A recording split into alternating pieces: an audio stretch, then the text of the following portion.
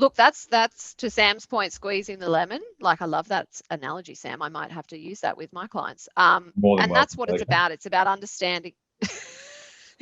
But it's about understanding, well, what drives and motivates you? Because that's what it's about, right? What drives and motivates you? And therefore, what are your needs?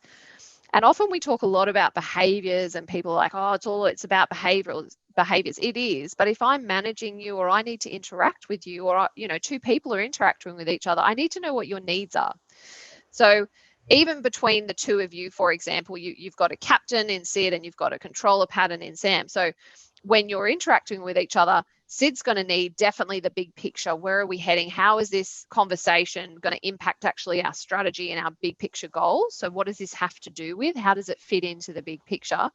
Definitely wanting to have quite an empathetic connection conversation in a really nice environment, positive language. You're probably going to get to the point quickly, because both of you are pretty not great at listening, so to speak, because you're both in a rush most of the time.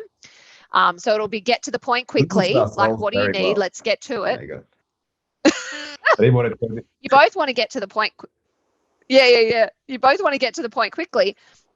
But Sid, when you interact with Sam, you're going to need to give him a lot of detail. So you're going to have to go through the specifics of something. Now, that's not your natural preference, but you're going to have to flex yourself and say, Sam, let's get down. Let's sit and talk about the details of this project and where we're at. And let's actually go through line by line. And Sam will so appreciate that. Actually, very true. But both of you want to move quickly.